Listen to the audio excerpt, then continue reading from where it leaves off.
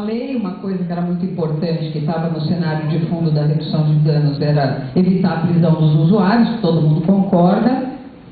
Eu acho que ele vai ficando cansado do dedo, mas enfim, o Brasil desenvolveu vários projetos em relação a isso, e a própria Secretaria Nacional Antidrogas, em 2005, publica a política que foi desenhada no Brasil inteiro. Eu participei desse fórum itinerante, pilotado pelo governo federal, para conversar com a sociedade civil, com os técnicos, com as instituições do Brasil inteiro, qual era a nossa melhor política. E dentro dessa política tem lá estratégias de redução de danos.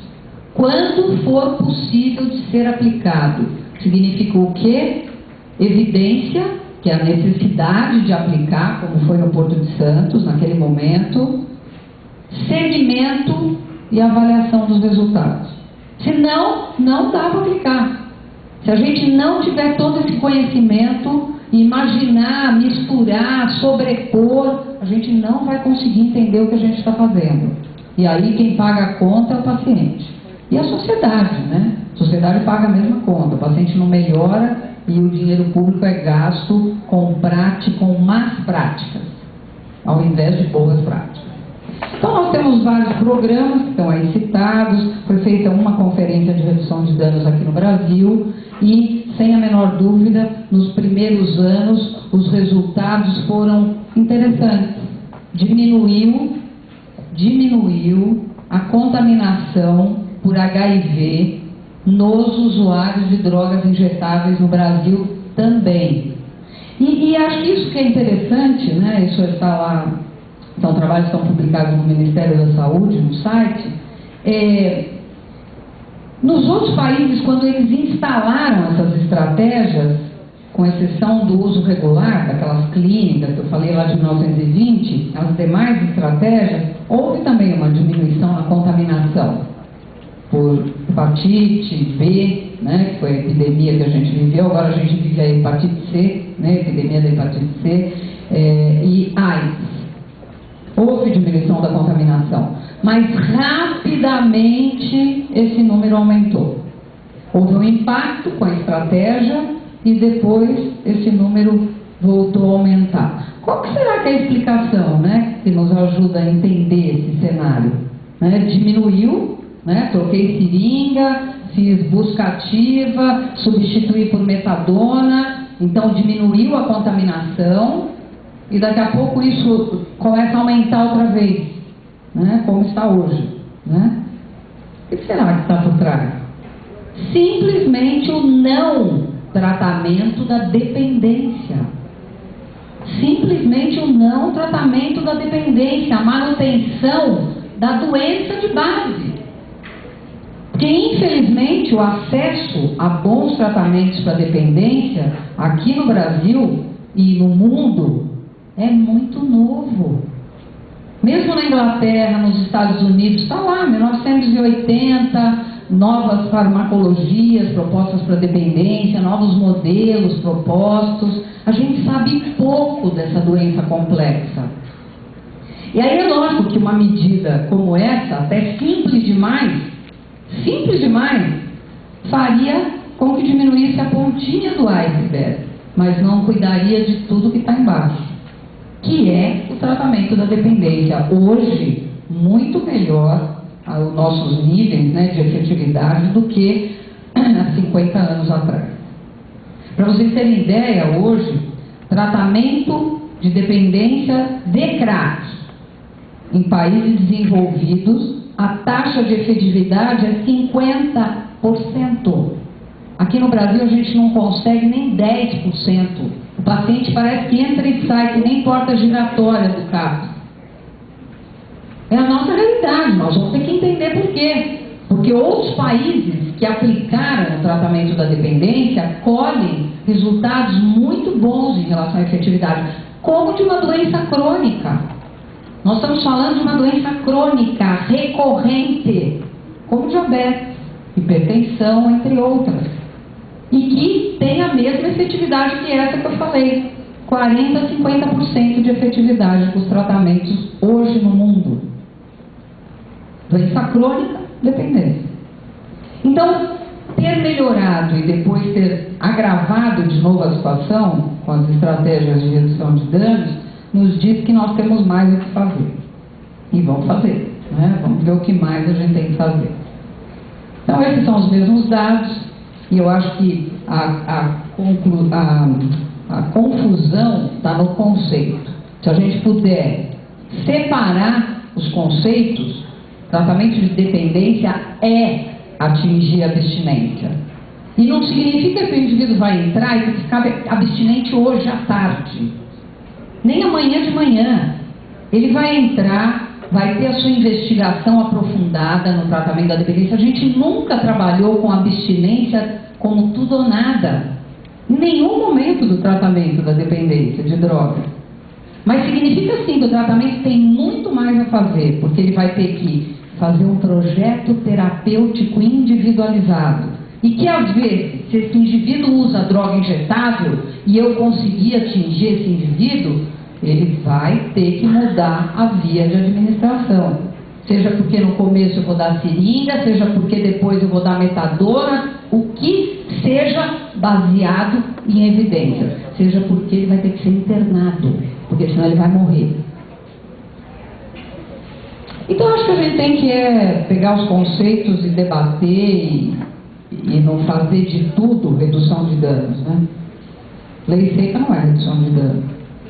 Treinamento dos comerciantes também não. Terapia de substituição de língua, porque a gente escuta tudo isso aqui no Brasil. Eu trouxe só uns exemplos de coisas que aqui no Brasil são chamadas de redução de danos e que eu não concordo, né? Porque eu acho que isso já tinha nome. E a gente não tem que pegar qualquer coisa que trate de uma consequência para chamar de redução de danos. A redução de danos tem um conceito muito claro e tem uma história. E isso tem que fazer diferença quando a gente quiser implementar uma estratégia baseada nesse conceito.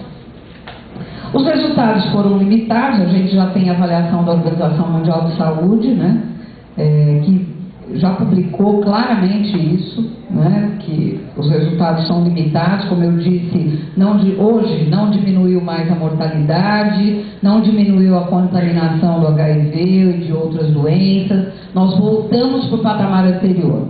Talvez porque esses indivíduos não foram tratados em relação à própria dependência, que faria muita diferença na sua qualidade de vida e nas suas complicações.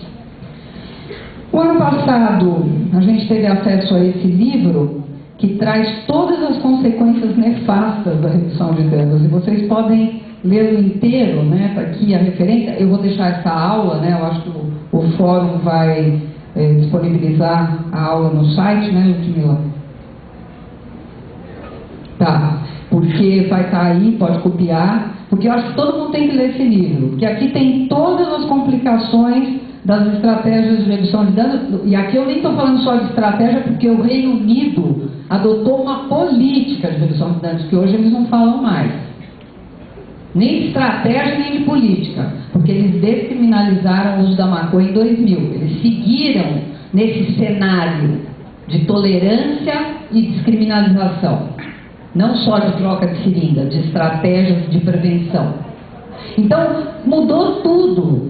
Aumentou prevalência, sem a menor dúvida. Quando a droga é acessível, disponível, aumenta o consumo de qualquer droga. Se o álcool continuar acessível para o adolescente, como é no Brasil, eles vão ficar dependentes antes dos 18, que são os nossos levantamentos epidemiológicos. Eles vão estar abusando com 16, com 15 e começando com 11. Então, a gente já sabe que acesso, né, descriminalizar, ter políticas de muita tolerância, permissividade, vão fazer com que os indivíduos usem mais. E aí, um monte de outros problemas. Mortalidade, overdose, adolescente, né, tendo problemas com as drogas, depois dessas políticas do berço da redução de danos. Tá? Então, vocês vão ler tudo isso chato que eu listei aí, que eu não ia decorar tudo, mas está tudo aí. Grávidas, né, como o Ronaldo falou lá da Cracolândia, também na Inglaterra, né, várias grávidas dependentes de maconha, que modificam a formação do sistema nervoso central do feto. Estudos feitos com ratos, que agora vão ser replicados em humanos. Coisas que a gente nem tem ideia, que a gente vai aprender agora. Vamos aprender nos próximos 10 anos, principalmente sobre a maconha. Porque agora tem tanta gente usando maconha que a gente vai ter que estudar. Né? Porque antes a maconha era natural, né? Não faz mal. Ninguém sabia que para a maconha tem vários tipos de receptores, que as informações fazem o cérebro rodar para vários lados, tornar o cérebro do adolescente mais ambivalente pelo uso da cannabis, entre outros problemas. Estamos falando de repercussão no feto. Então a gente vai aprender muita coisa, porque agora até o Reino Unido, que tem dinheiro para fazer pesquisa e método, né, deve nos ajudar publicando e dividindo esse conhecimento. Bom, isso eu já falei, é o último artigo fazendo essa crítica e dizendo mais, né? Esse autor diz assim: agora os países que adotaram a redução de danos vão ter que escolher, né? Ou eles vão tratar a dependência como devem, com todo esse conhecimento que já existe, ou eles vão continuar pagando essa conta enorme, com dependentes, com contaminados, com outros. A sociedade vai pagar essa conta. Então eu posso falar. Né? Esse é o desafio desse autor que fez esse último artigo publicado agora no começo de 2012. Tá? Bom, não só a Inglaterra, né, que abandonou, ela já publicou a política moderna sobre drogas. Eu vou trazer rapidinho os itens mais importantes. Tá? Ela já abandonou a redução de danos. Tá? A Holanda, que tinha um outro cenário em relação à redução de danos, também está sendo pressionada a modificar em função do aumento da prevalência de dependentes, né, de maconha no seu país, e de ser um país que hoje é visto como turismo de drogas e prostituição. Os países vizinhos vão todos lá para usar droga e participar, né, enfim, desses programas sexuais. Não só os países vizinhos, né? Tem muita gente aqui indo passear lá na Holanda para conhecer como é que funciona essa política, né? Infelizmente. E a Suécia também, como o Ronaldo falou, né? A Suécia, que foi uma das primeiras a abrir aquelas salas de uso, já fechou as salas de uso, apostou na prevenção, faz cumprir a lei à risca e com isso, sem a menor dúvida, vai proteger os usuários, vai proteger a população do direito de não usar droga. Não é o direito de usar droga, já que hoje a gente entende a droga muito mais do que há 100 anos atrás. Sem dúvida, um modelo complementar, com um pouquinho de cada coisa, né, o esperado. E acho que olhando para o Brasil, a gente vai ter que juntar as coisas, não sobrepor, né, juntar e capacitar muito as equipes, que eu acho que esse é o principal problema, já que sem saber a gente não consegue ser. E eu acho que infelizmente nem os redutores de danos, que são pessoas muito esforçadas, idealistas, às vezes idealizando muito a coisa, estão conseguindo fazer o trabalho como poderia ser. Né? Eu acho que a gente precisa voltar no conceito, voltar na história e criar uma política de drogas, um tratamento de drogas com a cara do Brasil. Esse é a proposta desses países como princípios, né, de políticas modernas de drogas. E fora tudo que a gente já falou, eu queria mostrar para vocês o que a Inglaterra está falando para a gente fazer e pensar, né, bem, na verdade fazer não, pensar, né, pensar o que é melhor para a gente. Mas além da abstinência, né, como atingir a abstinência, banir salas de uso de drogas e legalização, nem pensar em legalização. E não é só a Inglaterra, né? A ONU-DC, a própria ONU já está falando isso há muito tempo, e não é à toa que ela tem convenções sobre drogas, que o Brasil é signatário, e logo logo ela vai propor que a gente reafirme a participação do país nessas convenções, que tentam banir drogas que a gente conhece pouco, fenômeno do uso de drogas que a gente sabe mal manejar. Aqui no Brasil, o cenário é muito ruim. Mas eu acho que era isso. Tem uma referência aqui para o pessoal depois ler e se divertir um pouco. Obrigada.